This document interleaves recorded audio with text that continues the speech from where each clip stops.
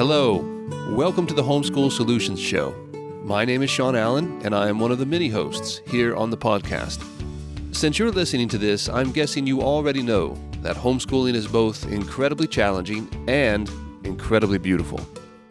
Every week, we're here to wing a little guidance, some helpful counsel, and a whole lot of encouragement your way as you navigate this busy yet blessed journey of educating your children at home. Now, even though the show is called Homeschool Solutions, it should come as no surprise to you that we do not have the answer to every homeschool-related question. But if you come away with nothing else, our hope is that today's episode will point you to Jesus Christ and that you will seek His counsel as you train your children in the way they should go. Here's a riddle for you parents. Homeschoolers love them. Enemies of freedom hate them. What are they? It's the Tuttle Twins books. With millions of copies sold, the Tuttle Twins helps you teach your kids about entrepreneurship, personal responsibility, the golden rule, and more.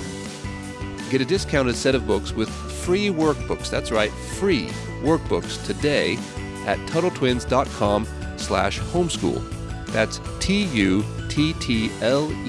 twins.com/homeschool. And now on to today's show.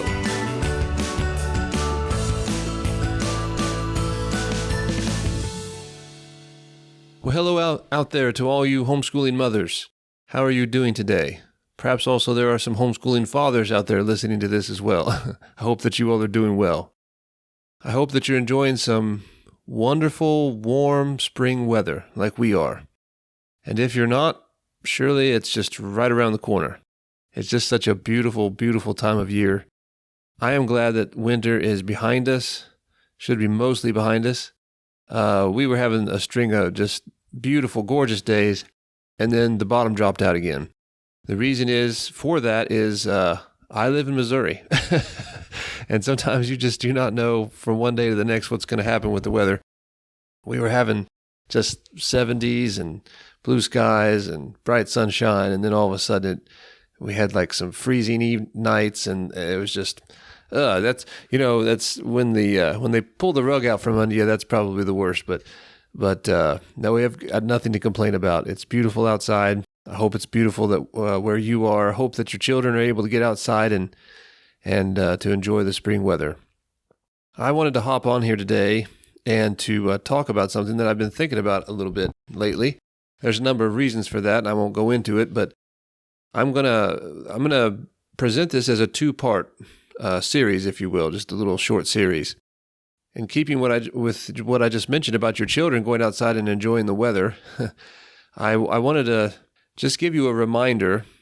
The purpose, or I should say the purpose of these two episodes is to remind you that you're homeschooling children. And I've really felt quite strongly about this here lately, and reaching out and reminding you of this. I think it's lost on us oftentimes. We tend to lose sight of this. We tend to forget that we're homeschooling children. I mean, we remember it for all the wrong reasons, generally speaking. It's very apparent to us that we're homeschooling children when they whine and fuss and backtalk and refuse to do the things that you've asked them. And you're like, oh, children. But I want you to look at your children in just a significantly different light over the course of these two episodes. I want you to remember that they are children, that they are supposed to be children. God made them to be children for a limited period of time, and within that time, they are privileged to be able to enjoy life in a very peculiar way that, in many ways, we are no longer able to enjoy life. And that's a little sad. It's not as if all the opportunity to enjoy life or to relish in the beauty and the joy of life as a little child is totally gone from us or has escaped us. But being adults, we tend to leave all of that behind, and that's unfortunate. But as we leave all of that behind, and there's a necessity to that, but also a little bit of sadness, as we leave all that behind, it's easy for us to forget what it was like to be a child. And there are just some things that are have totally escaped our memories, and I don't think that we'll ever reclaim those things. But if we sit down and think about it long enough, we can remember a little bit what it was like to be young you when you were perhaps even from your earliest memory, maybe at 3, 4, on up through your teenage years. And there are these indelible impressions that have been made on you that you'll never forget. And everything in between is either foggy or just a vapor. Nevertheless, we should never totally release our grasp on our childhood. There are a number of reasons for that, but for the purposes of this episode, one very important reason for that is that we have been given the opportunity to raise children ourselves, and it is so important for us to remember what our childhood was like, or what it was like to be a child, so that we cannot prematurely ask them or urge them or force them out of this beautiful stage of life, which is childhood. And I'll tell you, when you try to look at them and understand them through the lens of a child, or looking at them as perhaps a child would, it does something to you too. There are benefits there. That's not what the main focus of this episode. I'm actually trying to remind you of this for their sakes, but there is also a benefit that comes to you as well. There is a lightheartedness and just such again, I don't think there's any better word for it than a joy that can come from raising your children from this perspective. Now, obviously, we don't want we don't want children raising children. That's not what I'm suggesting here. But I really would hate for your children or for my children to miss out on all the wonder and the joy and the beauty and the wholesomeness and the purity and the innocence that is contained in childhood. And because we have entered into a stage of life as adults where things are very hectic and very pressing, and there's this heavy weight of responsibility on us, seemingly all of the time. It just never lets up. We're fighting for our lives to be able to find some margin, to find some space in between this responsibility and that, to where we can just breathe. And oftentimes we will look to our children and we think to ourselves, I wonder if you could help me lighten up a little bit, lighten the load, I should say. And so, there's nothing wrong with this, but oftentimes I feel like we can push too far in this direction. That is, you know what? The dishes are piled up. I need you to do the dishes, and my living room is a mess, and I need you to clean the living room, and the laundry, we're just overrun with dirty laundry. Can you do the laundry? And then, and everything else that goes along with keeping your home and maintaining your home and your life. And so you try to employ your children to help with that, and they should. They absolutely should. But there comes a point at which it's a road too far, in which we are tempted to look at our children as if they are facilitators to the kind of life that we want for ourselves. And having children initially was such a grand thing. It was such a something that was just so happy, and the horizon was so bright. Just think that we could just cuddle this little baby in our arms, and we can call him or her our own, and they're flesh of our flesh and bone of our bone, blood of our blood, and it's just they're ours, entrusted to us by the hand of God. And there's such an unspeakable beauty that comes with that. But then again, as life creeps in and we lose that wonder, and we begin to look at them more and more as partners in attempting to achieve this life that we want. Again, the kind of house that we want, the land that we want to live on, and the amount of money that we want to make. And so removing obstacles or barriers from our achievement of that life becomes preeminent.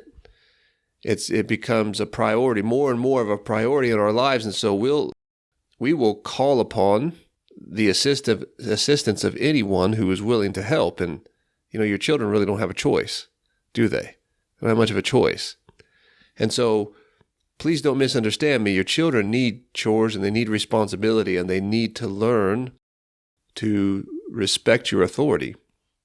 But I don't want you to go so far as to abuse that authority and to manipulate them into achieving, this your selfish ends. And we're all very selfish, aren't we? So do not ever forget that you're schooling children, and there are certainly things that you can do to kind of pull back a bit. And in order to do this, you've got to humble yourself, and you've really got to go where they are. You've got to get down on the ground and play cars and trucks. You've got to get down on the ground and help them decorate their dollhouse.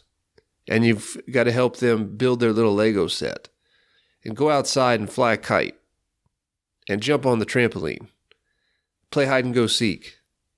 Come back inside in the evening, play a board game. Now, I'm not saying wall-to-wall activity here, games and whatnot. But as much as lieth within you, I guess I should say, as far as you are capable, you've got to go where they are. And it's not comfortable because we rather enjoy being adults. We've become accustomed to being adults, and there's nothing wrong with that. Our appetites have changed. They've matured, and nothing wrong with that at all. And as Paul said, once we thought as a child, and now we have grown out of that. We've become a man. We've become a woman. And so it's hard for us to understand what it was like to be a boy or to be a girl. We don't really track with that anymore. And it's a nuisance to have to go outside and to play hide and go seek. It's a nuisance to have to, sit there and give them a simple drawing lesson or to sit by their side. And even to this really does extend down to homeschooling as well. It's a nuisance to teach them how to read. For some parents, not all parents. I'm just going to say that probably all of you have an area or two or three in which you struggle with. You're just like, oh my goodness, I don't know if I've got patience for this. I don't know if I have patience to help you, to walk you through the steps of how to do a load of dishes or to do a load of laundry, right? I've got to get this done. I've got to move on. I can't stand here and wait for you or even watch you mess this up. It probably would be easier for me just to do it myself. So at some point we have to go where they are. We have to come down to their level. And this ought to remind you of someone. It ought to remind you of your Lord and Savior, for that is precisely what he's done for each and every one of us. And you think that was easy for him? If we've had thoughts that, oh my goodness, this is so inconvenient and this is wasting so much time and I think I've got so many other things that I could be doing and why don't they get this? I mean, it's so obvious how you do this thing. If we've had those thoughts, can you imagine what kind of thoughts that Jesus could have had? I don't believe that he had them, but he could have. A being that was so far superior to what and who we are, he could have very easily just had no patience for coming and spending time with us lowly creatures, and yet he did. Out of his love for us, and that's just such a great mystery. It's such an astounding thing to think about. But the point is, if he can do it, we can do it too. We can certainly do it, because he's much higher in relation to us than we are in relation to our children. And I'm not saying it's easy. Trust me, I know exactly what's. You've got 25, 30 things that you could be doing. And here's your child asking you to come outside and jump on the trampoline with them. And you're thinking, I can't make progress on the trampoline. I can make progress if I jump over here and answer this email or tidy this thing up or work on this little business item or what have you. I can't make progress on the trampoline. And yet we have to remember that we haven't been called to solely make progress, so to speak. And really the question arises is, what is progress? Like when your family grows strength for strength, when your children are blessed and happy, and when they feel safe, And when you are building trust between you and them, that's progress. There are other forms of progress that you should not neglect. But this progress is amongst the chiefest forms of progress. And it's hard for us to remember that. It really is, because we like things and we like money and we like material progress. But never forget that you're raising children. Is there anything worse than spending a lot of money on something you're unhappy with and feeling like you're stuck with it? Well, I've got some good news for you. You've probably heard me talking about our sponsor for our podcast, Metashare. Here's the thing. Members of Metashare save up to 50% or more per month on their healthcare costs. They say the typical family saves up to, get this, $500 per month. And here's the best part. You can become a member at any time. So that means it isn't too late to switch to a more affordable healthcare option that will save you money and help you sleep better at night. If this is the first time you're hearing about Metashare, well, it's the best alternative to health insurance that allows Christians to share one another's medical bills, offers access to 900,000 plus healthcare providers, and has a proven almost 30-year track record. Plus, in addition to saving hundreds per month, telehealth and telebehavioral counseling are included with every membership. It's really easy. It literally takes 2 minutes to see how much you can save. If you want to look into this further, go to greathomeschoolconventions.com/Metashare. That's greathomeschoolconventions.com/Metashare to see how much you can save today. I have a few more thoughts about this, but I want to, what I want to do is give you some practical suggestions, but I'll do that in the next episode. Some practical thoughts on how to retain in your heart, in your mind, that you're raising children. And so don't run roughshod over them through their educational materials, and through the way in which you structure your day. It sometimes seems that we as adults we're about the business of rushing our children into adulthood as soon as possible. Like, if we've got to get you to where we are as quickly as we can. And that makes sense. It's very logical to think that way, because if you were more like us, you would be less of a nuisance. You'd know how to fold clothes. You'd actually care about keeping your room clean. You'd understand this notion that the better you perform in school, the more likely that you're going to get a better job, and a better job gets you more money, and more money gets you more peace of mind, and so on and so forth. And so you'd be more diligent in your schoolwork. I would have to harass you all the time to do your math, your science, all of these things. And so there really is I think it's really deep-seated in us somewhere, where we're just, could you all just hurry up and grow up? Not all the time. When it dawns on us that they are growing quite rapidly, and it won't be long now that their interests are going to stray away from our home. And I don't mean that in a negative sense. That they will look, as they grow older, they will look longingly through the windows of your home, and they're scanning the horizon, and they're trying to discern when and where and what their home will look like one day. And when that dawns on you, we get very sad about that, don't we? And I think that we regret trying to rush them or force them into adulthood. That just as equally, we are just as equally responsible to prepare them for adulthood as we are to help them retain their childhood. It's a very important thing. Because the Lord looks on them as being so precious and so tender. And He has instilled in them such wonderful beauty that cannot be found anywhere else. And it is beyond comparison. And why would we try to mar that visage in them by cramming too much education down their throats, cramming too much responsibility down their throats? Now, there's a balance in this. Every time I say this, I'm sure There are parents who are like, well, good grief, Sean, what are you talking about? I mean, I can't even get my child to clean their room. It's like, I'm not talking about that. Maybe it's the way in which you're presenting it that makes it difficult for them to accept. Maybe it's so businesslike. It's so militaristic almost, the way in which you try to lead your child into the paths of responsibility, that it's repulsive to them. Why is it repulsive to them? Because they're a child. They're not an adult. So when you present them with a task like fold this basket of laundry, I say this a lot in conventions, but you hear one thing and they hear something else.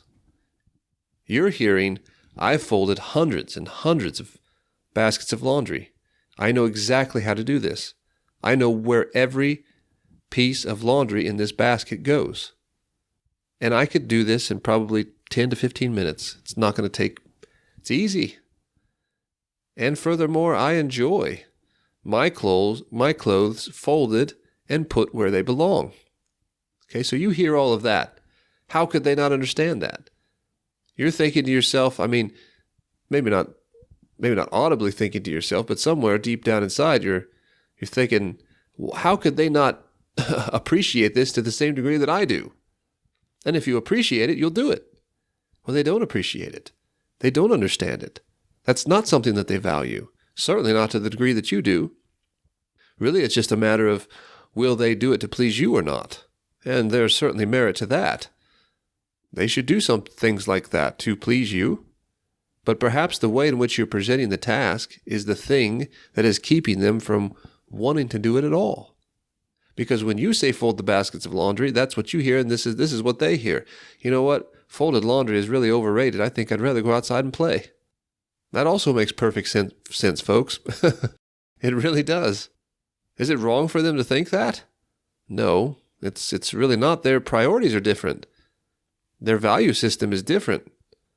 Now, obviously, this is age appropriate. If we're talking about your 16, 17-year-old, it's different than your 5 or 6-year-old having to fold a basket of laundry. But I'm talking about younger children here. So preteen, certainly. As they grow, they need to also attain a greater appreciation for, and also a sense of duty to performing their responsibilities. There's just no doubt about it. But you trying to cram them into adulthood is not helping, it's hurting. So you've got to go where they are. You've got to get down on their level. You've got to help them fold that basket of laundry, and you've got to make an effort not to present it in such a way that it is drudgery. So when I have actually gotten off of my high horse as adult male and,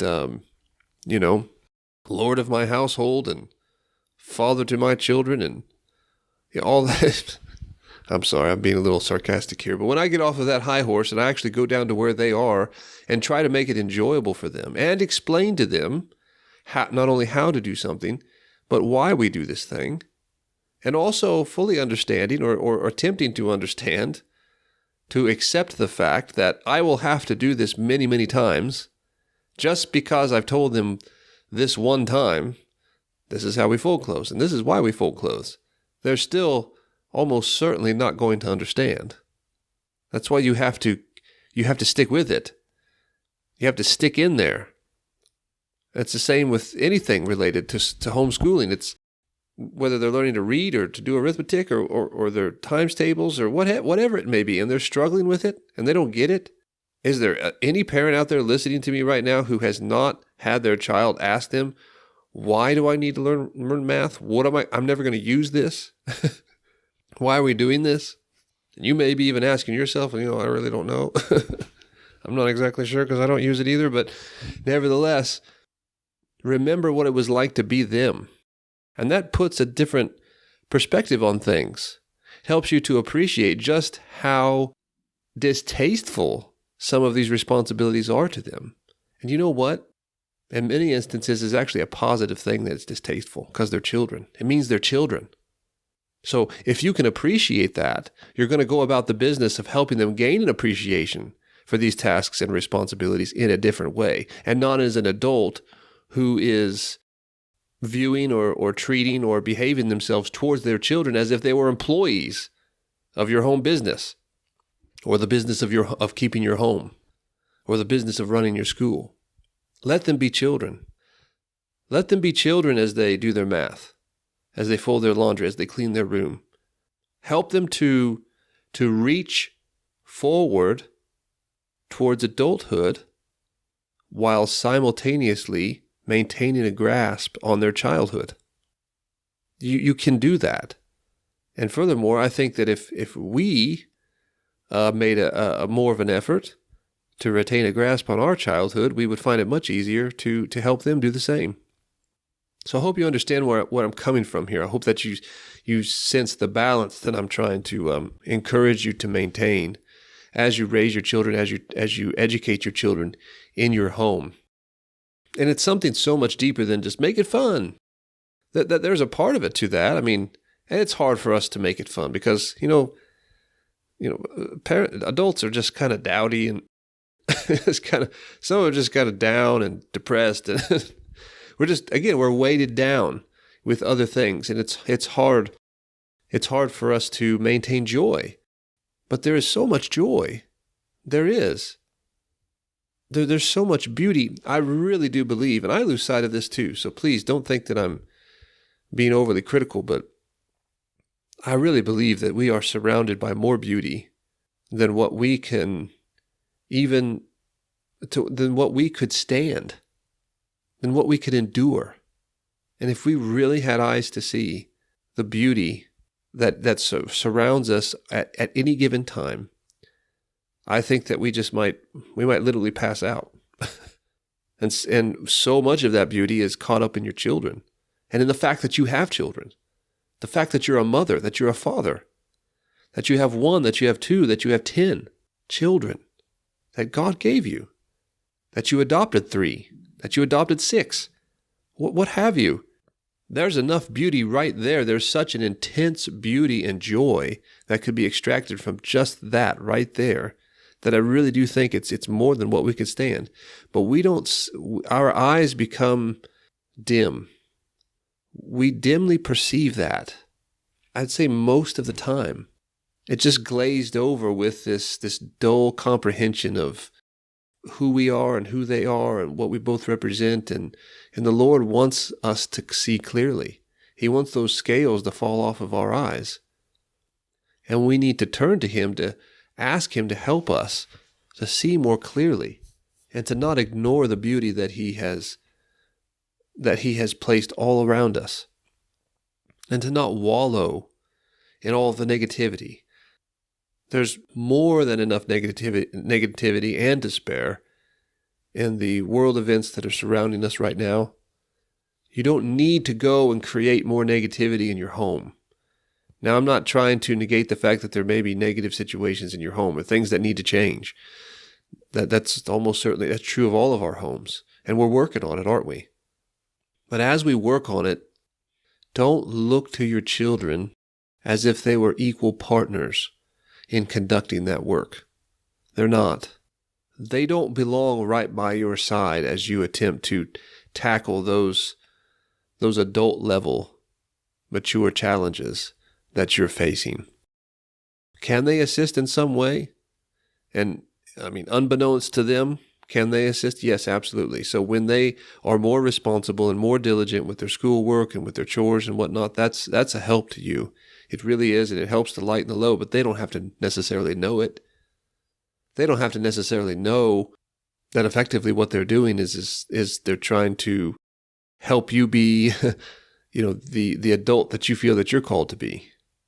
Like if you look at it from another angle, them growing in their diligence and in their responsibilities and their growing sense of responsibility is really more for them than it should be for you. As much as great of a help as it is to you. But let's be honest, you'd probably be further along in the realization of your hopes and dreams I'm talking about those material hopes and dreams that we all have in that dark corner of our heart. Or maybe not so dark, but nevertheless that natural man corner.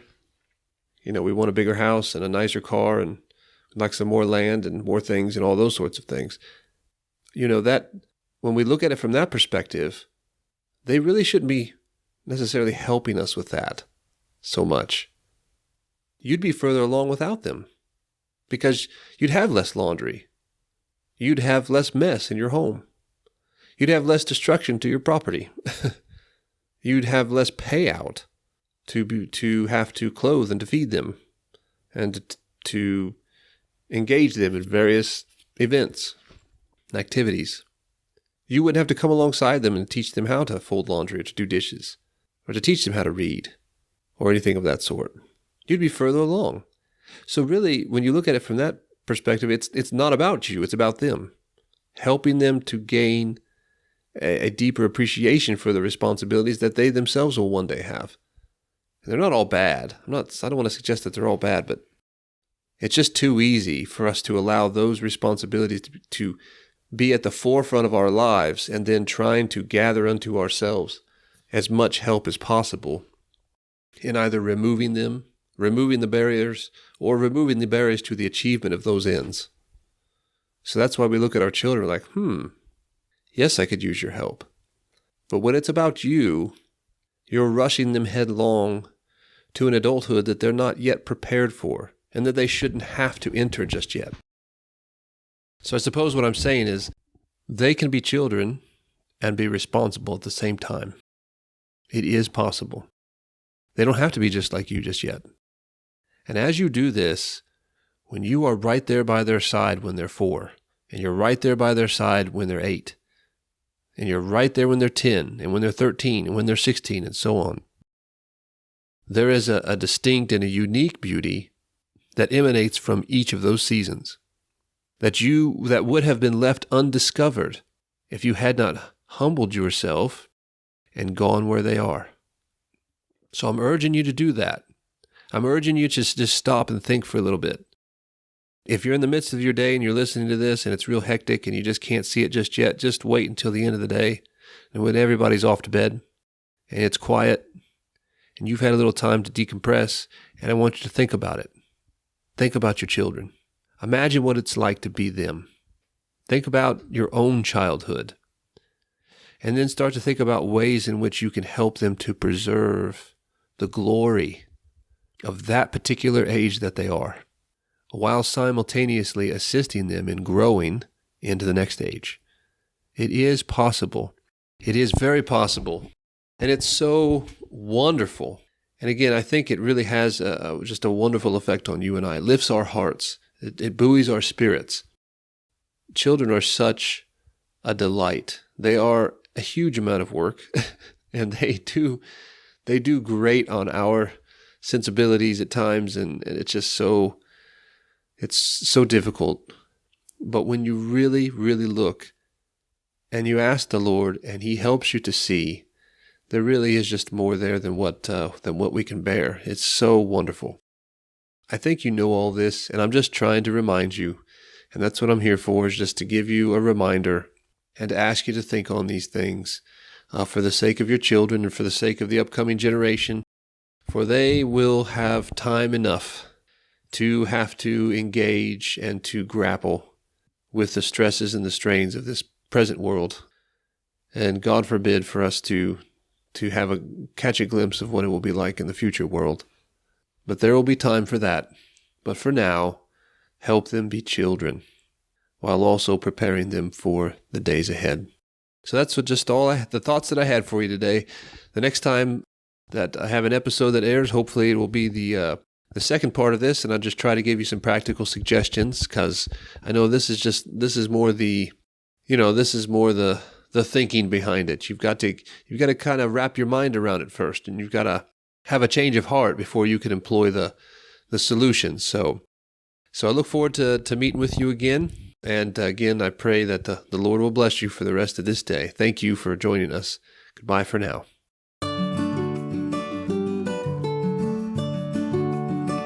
Thank you for joining us this week on the Homeschool Solutions Show. You can find show notes and links to all the resources mentioned at homeschooling.mom. Don't forget to check out my friends at Metashare, because you deserve healthcare you can trust. To To learn more about MetaShare and why over 400,000 Christians have made the switch, go to greathomeschoolconventions.com/MetaShare. That's greathomeschoolconventions.com/MetaShare. If you haven't already, please subscribe to the podcast. And while you're there, leave us a review. Tell us what you love about the show. This will help other homeschooling parents like you get connected to our community.